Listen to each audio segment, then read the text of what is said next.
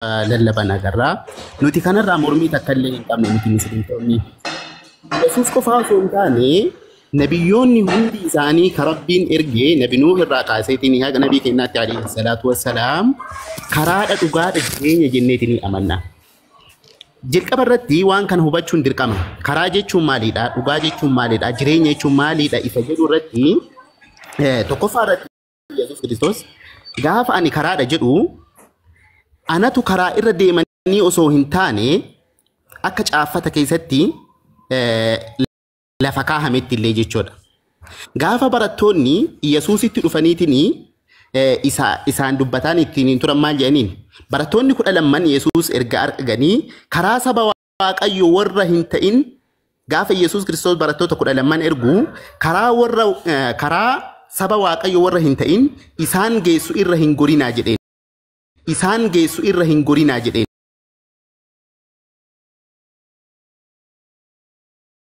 Isaan geessu irra hin gorinaa jedheen. Wangeela Maarqos boqonnaa 12 lakkoofsa 14 irratti barattoonni isaa yeroo Yesuus Kiristoosiif ragaa bahanii warri ergamanii dhufan yaa barsiisaa jedhanii ati dhuga qabeessa akka taate nuyi ni beekna nama tokkollee hin sodaattu karaa Waaqayyoo dhugaadhaan barsiifta malee jedhanii laal. Karaa Waaqayyoo dhugaadhaan barsiiftaa jedhanii. Karaa jechuun isa kanaadha. Akkasuma wangeela Yohaannis boqonnaa 5 lakkoofsa 24 irratti illee gaafa dubbatu Yesuus Kiristoos dhuguma isiniin jedha dubbii koo dhagahee isa ana ergetti kan amanu jedhe ilaali. Karaa jechuun barsiisa isaati. Barsiisa Yesuus Kiristoos barsiisutu karaadha jedhama. Sababa kanaaf Yesuus Kiristoos maal jedhama? Karaa jedhama. Kanaaf Yesuus Kiristoos eenyuudhaaf karaadha gaafa jenneetiin hin jennu saba Israa'eliitiif karaadha. Wangeela Yohaannis Wangeela Maatewos boqonnaa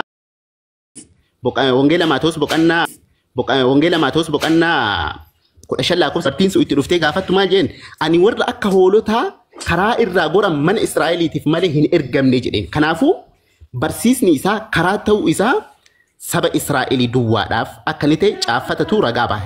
Tolee lammaffaa irratti dhugaa jechuun maalidha? Ani dhugaadha jechuu isaa maalidha? Dubbii ani dubbadhu dhugaadha jechuu isaati. Kanallee caaffatatu nu mirkaneessa. Fakkeenyaaf wangeela Yohaannis boqonnaa 8 lakkoofsa 40 irratti ani dhugicha isa Waaqayyoo irraa dhagahe isinitti himeeraa jedhee. Ani dhugicha isa Waaqayyoo irraa dhagahe. Kanaafuu dubbiin Yesuus Kiristoos dubbatu dhugaadha. Jireenya jechuun namni barsiisa isaa fudhatee isa Waaqayyoo jireenya bara baraa qaba. Shakkii tokko illee hin qabu. Fakkeenyaaf wangeela Yohaannis boqonnaa 3 lakkoofsa 15 irratti namni ilma namaatti amanu jireenya bara baraa qabaadha. Yesuus Kiristoos ilma namaa ta'uu isaa gaafa amante jireenya bara baraa qabaata. Akkasuma wangeela Yohaannis boqonnaa 17 lakkoofsa 3 irratti ergamaa ta'uu isaa yoo amante si Waaqayyoo isa tokkocha isa dhugaa Yesuus Kiristoos isa ati ergites beekuun jireenya bara baraati. Yesuus Kiristoos ergamaadha jettee amanutu jireenya bara baraa sii kenna. Akkasuma qabxiin sadaffaan qabxii amma sii gaazee dhugicha dhuguma isiniin jedha.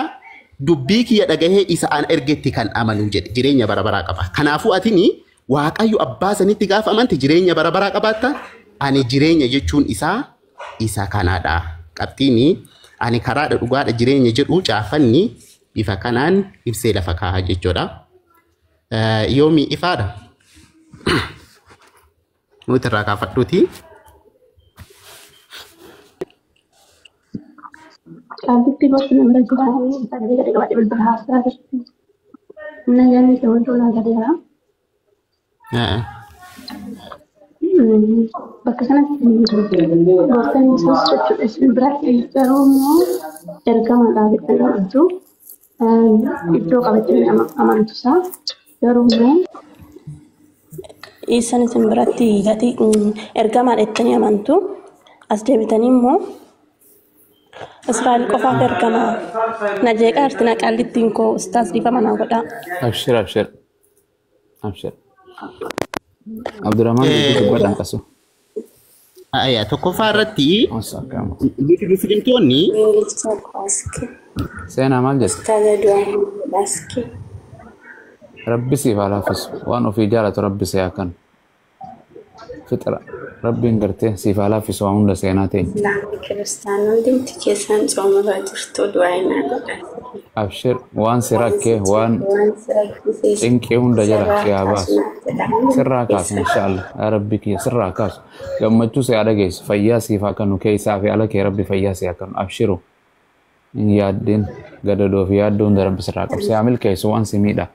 Waan gufuu si ta'e hunda rabbiin gartee sirraa gartee haa fullaasu abshiru. Sirraa rukutu jedhamu jarrinu abshir abshir hin milkoofta. Jabaadhooti immoo rabbii keetiif masakamii jabaadhu inshaallah umaatu yaa rabbi fadhee ati soloma qabda harkee inshaallah. Firaa'ol Yes, jirtu jarra galata rabbi.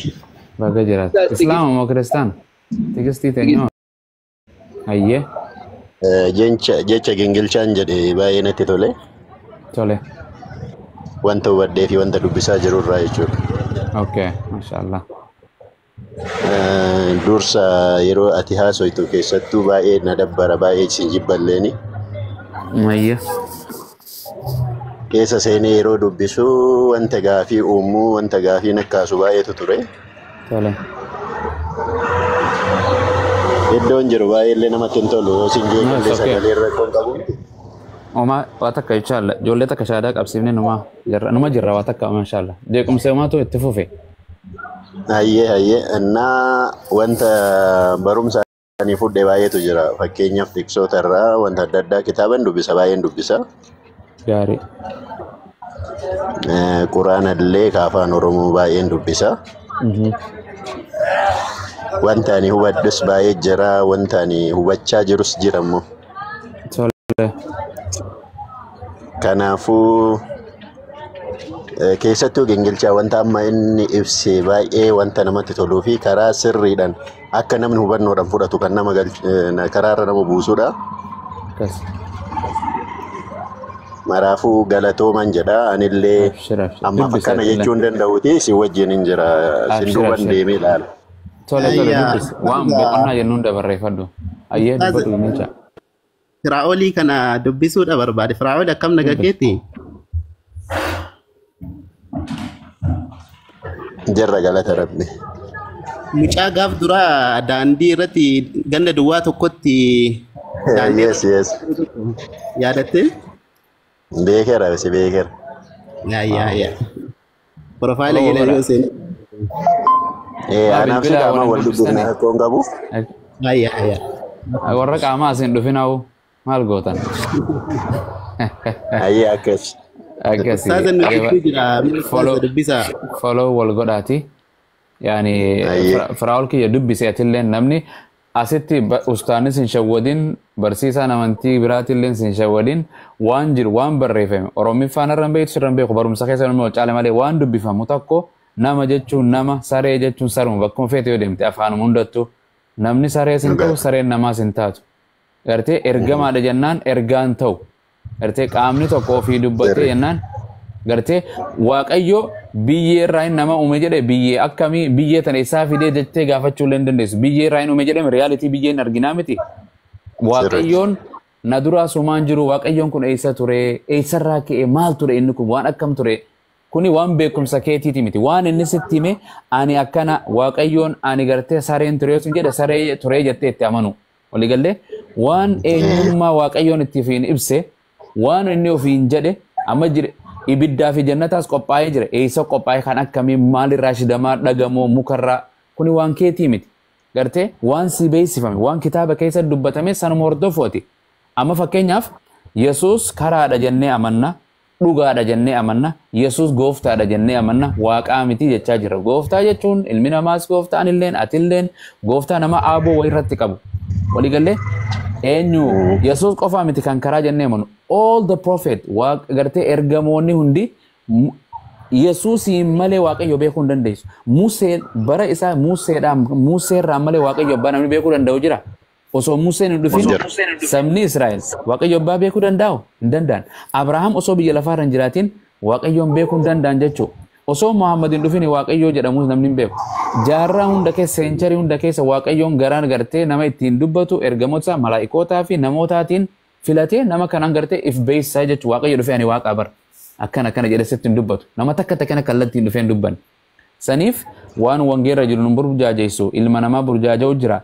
yoo dhuguma jenne amantiin addunyaarra jirtu hedduu amantuma takka callaatu tan waaqayyooti yoo naafi fira ooluu wayii irratti wal dhabne mana murtii dhaddacha mana murtii jedhenne abbaan alangaa murteessan takkaasiif takkaan aanaa murteessa malee nulachuu sirriin ta'an haqa nama tokko murteeffama abadan loojikumattuu inni lafarra jiru amma fakkeenyaaf addunyaan kun waliigaltee Abu Mu'aaz kana waaqa godhannee yotte waaqa ta'uu hin danda'u baran maajoritiin hin laalamu addunyaan waliigaltee Abu Mu'aaz waaqa jettee na waaqessite waaqa ta'uu hin danda'u waliigallee amma fakkeenyaaf hindii keessatti horii gabbaranii beeyta sangaa sa'a gabbaranii beeytaami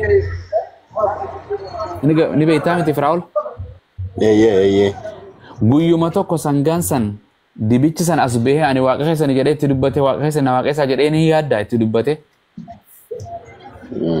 nagarree absolutely in ta'uu ka bineensi dhufee ani waaqa isin hin jedhu namnis waaqan ta'u bineensinis waaqan ta'u waaqni waa hundarraa walaba kanaaf waan Yesuus eenyummaa isaa himatee waaqayyoon eenyummaa isaa himatee kana yoo waliin laallee kan dubbisnu taate nuu gahaadha Yesuus Kiristoos kallattumaan Yohaannis 20:17 irratti akka jedhu abbaa kootii fi abbaa keessan waaqayyoo kootii fi waaqayyoo keessan gara isaa ol naan baa jedhiitii isaanitti naa himi jedhee ishee abboome jedha Magdalena waaqayyoo kootii fi keessan jedha kallattiidha waaqa qabaa jechuudha akkasuma Luqaas 6:12 irratti Yesuus Kiristoos yeroo sanitti gara gaaraatti tolbe halkan guutuu jechuun sa'a kolma halkan guutuu sagadaa bulee jechuudha waliigallee nuutu waaqaaf sagada malee waaqayyoon hin sagadu Yesuus osoo barsiisuutan barsiisee sagadee Museenis numa sagada Abrahaamis numa sagada yoomsan qofa Yesuus Kiristoos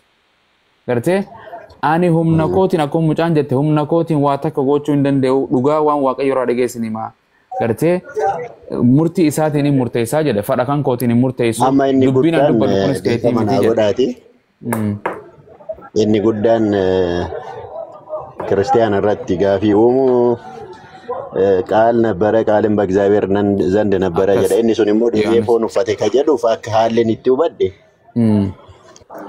fakkeenyaaf ani nama hafuurri na keessa jiru immoo ka rabbiiti lubbu hafuurri hundi achiraa dhufa waaqayyo waaqarraa dhufa yaa foon hafuura san hafuurri na keessa jiru immoo ka rabbiiti rabbi hafuura na baase jechuudha akkasi gaafa barbaade kana keessa hafuuru gaafa yeroodhaaf ana keessa kaa'u foon uffadheera innis foon uffateera hafuurichuma sanitti foon uffisee hin dhalate